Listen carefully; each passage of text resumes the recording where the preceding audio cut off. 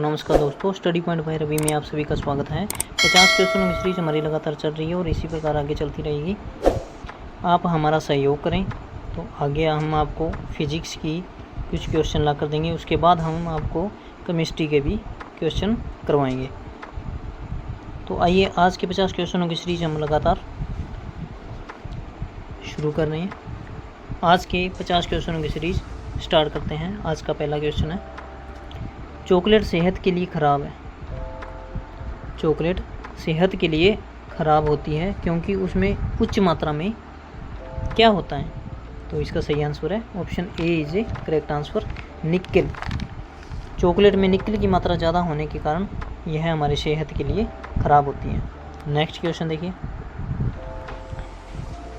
मानव रक्त में प्राकृतिक रूप से पाया जाने वाला एक स्कंदन रोधी है। तो इसका सही आंसर होगा हेपरिन।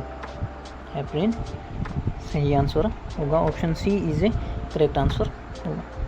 नेक्स्ट क्वेश्चन देखिए, पारिस्थितिकी शब्द की उत्पत्ति ग्रीक भाषा के शब्द के ओकियोस से हुई है। इस शब्द का क्या अर्थ है?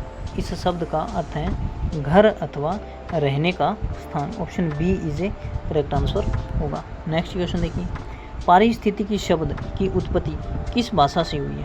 पारिस्थितिकी शब्द का पारिस्थितिकी जो शब्द है उसका किस भाषा से हुई है? तो इसका सही आंसर होगा ग्रीक भाषा से हुआ है, तो option C is a correct answer होगा। नेक्स्ट क्वेश्चन देखिए, किसी भी पर्यावरण में दो प्रमुख घटक कौन कौन से होते हैं? दो प्रमुख घटक कौन कौन से होते हैं? तो भौतिक पर्यावरण और जैविक पर्यावरण दो प्रमुख घटक होते हैं, option C is a correct answer होगा। नेक्स्ट क्वेश्चन देखिए, रेपोनिक्स का क्या अभिप्राय है? रेपोनिक्स का अभिप्राय है कि एक हाइड्रोपोनिक विकास तंत्र, एक हाइड्रोपोनिक विकास तंत्र, option C is a correct answer होगा। नेक्स्ट क्वेश्चन देखिए, निम्न में से किसे जीन थेरेपी का पिता कहा जाता है? तो जीन थेरेपी का पिता किसे कहा जाता है? तो विलियम एफ एंडरसन को, विलियम एफ एंडरसन को कहा जाता है, option B is a correct answer होगा। नेक्स्ट क्वेश्चन देखिए, चिकनगुनिया बुखार उत्पन्न करने वाले विषाणु का प्राथमिक वाहक है। तो प्राथमिक वाहक क्या है? Aedes aegypti, Aedes aegypti, option A is a correct answer होगा। नेक्स्ट क्वेश्चन है, नेक्स्ट क्वेश्चन देखिए, बेलीबिस, बेलीबिस क्या होते हैं? बेलीबिस क्या होते हैं? तो कंगारू से मिलते जुलते ऑस्ट्रेलिया के धानी प्राणी होते हैं। तो बेलीबिस है वो कंगारू से मिलते जुलते ऑस्ट्रेलिया के धानी प्राणी होते हैं, तो option C is a correct answer होगा। नेक्स्ट क्वेश्चन देखिए, सॉरी दोस्तों,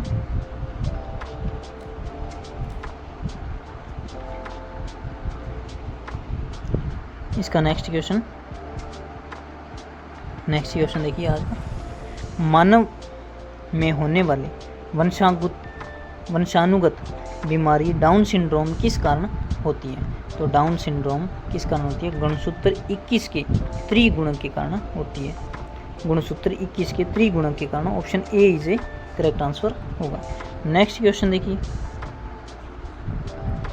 निम्न में से कौन सा एक कीटभक्षी पौधा नहीं है? तो कीटभक्षी पौधा नहीं है तो हॉर्नवर्ट इसका सही आंसर होगा, option B is a correct answer. मानव की रीढ़ की हड्डी लंबर क्षेत्र में किस प्रकार का होता है? तो इसका सही आंसर होगा lordosis, lordosis, option B is a correct answer होगा, लॉर्डोसिस। रीसस बंदर कहाँ पाए जाते हैं? तो मध्य प्रदेश का पेंच राष्ट्रीय उद्यान, वहाँ रीसस बंदर वहाँ पाए जाते हैं। तो इसका एक क्वेश्चन और कंप्लीट होता है। तो पेंच राष्ट्रीय उद्यान कहाँ है? तो मध्य प्रदेश में पेंच राष्ट्रीय उद्यान है और वहाँ रीसस बंदर पाए जाते हैं, तो इसका सही आंसर होगा, option A is a correct answer. Serow क्या है? सेरो क्या है? तो सेरो एक बकरी के समान एक स्तनधारी है।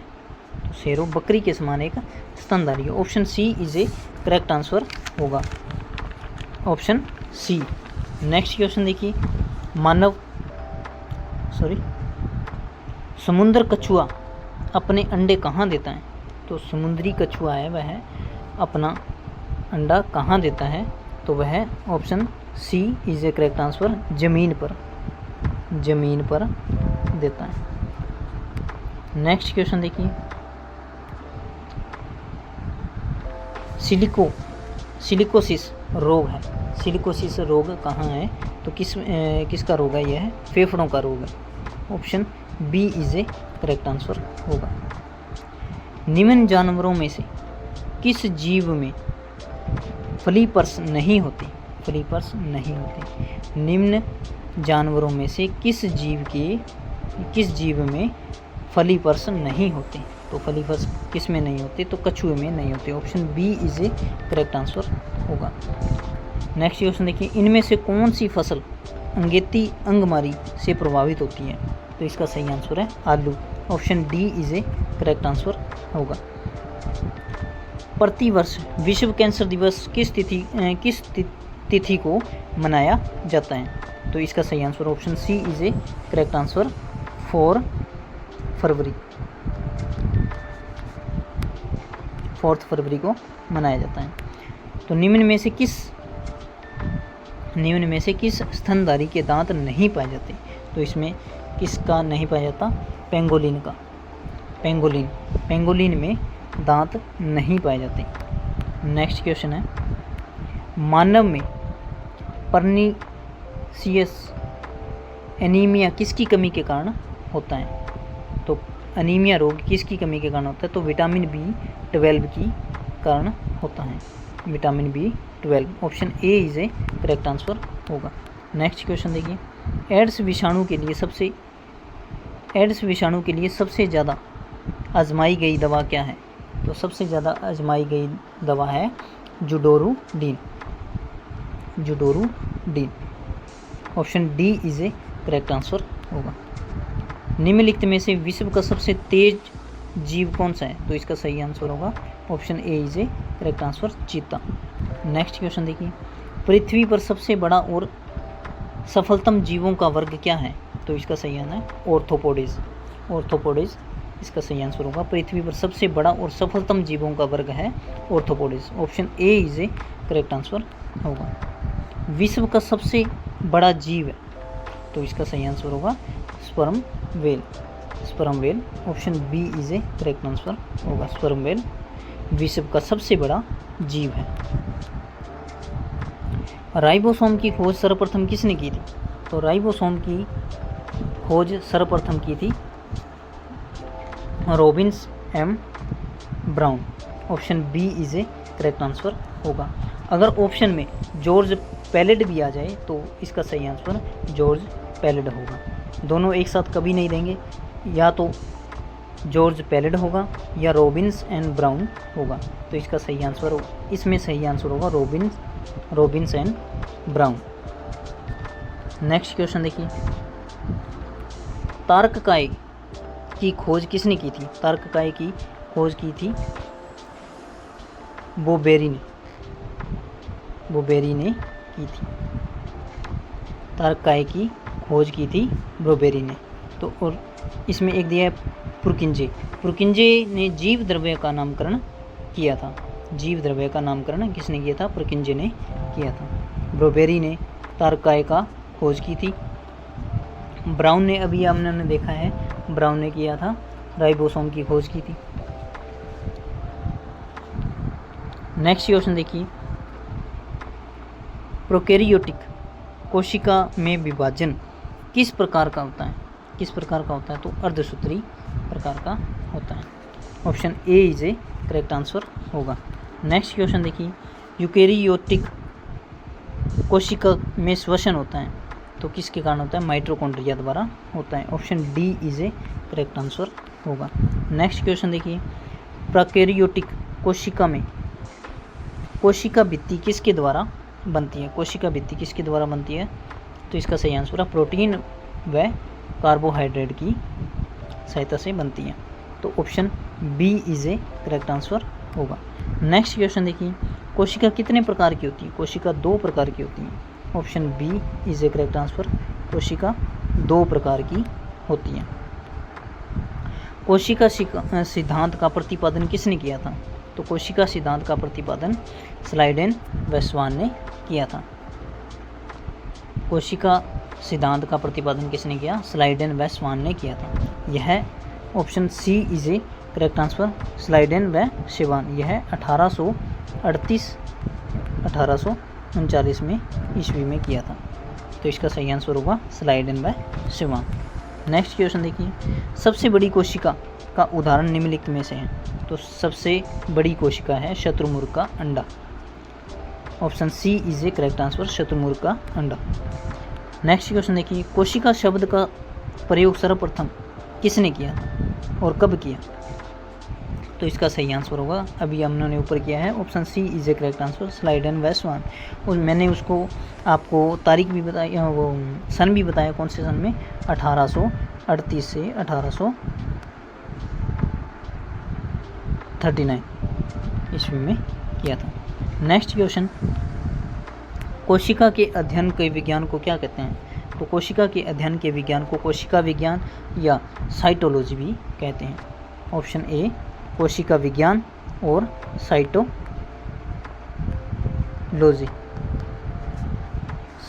भी कहते हैं। कोशिका के अध्ययन को कोशिका विज्ञान और साइटोलॉजी कहते हैं। नेक्स्ट क्वेश्चन देखिए, जीवन की सबसे छोटी कार्यात्मक व संरचनात्मक इकाई क्या है? तो इसका सही आंसर है कोशिका। Option D is a correct answer होगा। नेक्स्ट क्वेश्चन देखिए, जीवन भौतिक आधार किसे कहा जाता है? जीवन का भौतिक आधार किसे कहा जाता है? तो जीव द्रव्य को कहा जाता है। जीव द्रव्य को कहा जाता है। Option D is a correct answer होगा, जीव द्रव्य। जीवन का भौतिक आधार किसे कहा है? तो जीव द्रव्य को जीवन का भौतिक आधार कहा गया है। जीव द्रव्य का नामकरण किसने व कब किया था? ये मैंने अभी बताया आपको, नामकरण किसने खोजा था जीव द्रव्य का? तो इसका सही आंसर है Purkinje. Option C is a correct answer, Purkinje 1839 ईस्वी में। नेक्स्ट क्वेश्चन देखिए, गेहूं का वैज्ञानिक नाम क्या है? तो गेहूं का वैज्ञानिक नाम है, option A is a correct answer, Triticum aestivum. इसका सही आंसर होगा option A is a correct answer. Next question देखिए, मानव का वैज्ञानिक नाम क्या है? तो मानव का वैज्ञानिक नाम उम्मीद करता हूँ कि सबको पता होगा। जिस किसी को नहीं पता है तो प्लीज़ देखिए, option C is a correct answer होगा, होमो सेपियंस। अगर यह वीडियो आपको अच्छी लग रही है तो प्लीज़ हमारे चैनल को सब्सक्राइब करें और वीडियो को लाइक करें और कमेंट में बताएं कि आपको यह सेशन कैसा लगा। नेक्स्ट क्वेश्चन देखिए, द्विपद्धति के अनुसार प्रत्येक जीवधारी का नाम किस भाषा के 2 शब्दों से मिलकर बनता है? तो इसका सही आंसर होगा लेटिन शब्द से होता है। Option B is a correct answer होगा। नेक्स्ट क्वेश्चन देखिए, जीवों की 2 नाम पद्धति किसने प्रचलित किया? 2 नाम पद्धति किसने किया था? तो कैरोलस लीनियस ने किया था। Option C is a correct answer होगा, कैरोलस लीनियस। वर्गीकी का जन्मदाता किसे कहा जाता है? वर्गीकी का जन्मदाता भी कैरोलस लीनियस को कहा जाता है, Carolus Linnaeus. Option D is a correct answer होगा। नेक्स्ट क्वेश्चन देखिए, युगलिना क्या है? युगलिना क्या है? युगलिना एक कोशिकीय जीव है। युगलिना एक कोशिकीय जीव है, तो इसका सही आंसर होगा option D is a correct answer होगा। युगलिना एक कोशिकीय जीव है, एक कोशिकीय जीव है युगलिना। नेक्स्ट क्वेश्चन देखिए, तंतु में जीवाणु किस जगत के अंतर्गत आते हैं? तंतु में जीवाणु है वह किस जगत के अंतर्गत आते हैं? तो वह सही आंसर होगा Monera. Option D is a correct answer, Monera. Next question देखिए, आधुनिक वर्गीकरण का पिता, आधुनिक वर्गीकरण का पिता किसे कहे जाते हैं? वर्गीकरण का पिता, तो इसका सही आंसर होगा Linnaeus, Carolus Linnaeus. Next question देखिए, जीव विज्ञान का जनक किसे कहा जाता है? जीव विज्ञान का जनक किसे कहा जाता है? तो जीव विज्ञान का जनक अरस्तु को कहा जाता है। Option A is a correct answer होगा। नेक्स्ट क्वेश्चन देखिए, विज्ञान की किस शाखा के अंतर्गत जीवधारियों का अध्ययन किया जाता है? जीवधारियों का अध्ययन जीव विज्ञान, जीवधारियों का अध्ययन जीव विज्ञान कहलाता है। तो option C is a correct answer होगा। नेक्स्ट क्वेश्चन देखिए, पारिस्थितिकी तंत्र की संकल्पना किसने दी? पारिस्थितिकी तंत्र की संकल्पना किसने दी? तो इसका सही आंसर होगा टेंसले ने, टेंसले ने दिया था। Option D is a correct answer होगा। नेक्स्ट क्वेश्चन देखिए, और आज का लास्ट क्वेश्चन है, निम्नलिखित में से मेंडल ने कौन सा नियम प्रतिपादन करा है? तो मेंडल ने कौन कौन से नियम दिए थे? तो पृथक्करण का नियम भी दिया था, और प्रभाविकता का भी नियम दिया था, स्वतंत्र अपव्यूहन का नियम भी दिया था, और सभी option D is a correct answer होगा। दोस्तों आज के 50 क्वेश्चन हमने पूरे कर लिए हैं। ये लगभग 1200 क्वेश्चन हो चुके हैं और लगभग 300 क्वेश्चन के आसपास और पड़े हैं। वो मैं आपको इसी तरह 50 क्वेश्चनों की सीरीज़ देकर लगातार आपको प्रोवाइड करवाता रहूँगा। और एक बच्चे की रिक्वायरमेंट आई थी कि इंग्लिश में भी क्वेश्चन को करवाइए, तो मैं वह भी कोशिश कर रहा हूँ। आगे आपको आने वाले दिनों में बहुत जल्द ही मैं आपको इंग्लिश में भी यह क्वेश्चन करवा सकता हूँ। तो जिस किसी ने भी हमारे चैनल को लाइक या सब्सक्राइब या बेल आइकन नहीं दबाया तो प्लीज़ वह हमारे चैनल को लाइक करें, सब्सक्राइब करें और बेल आइकन के ज़रूर प्रेस करें, ताकि कोई भी सूचना है मैं आपको देता हूं तो वह सर्वप्रथम आप तक पहुंचे और आप उसका आनंद ले सकें। धन्यवाद। जय हिंद, जय भारत।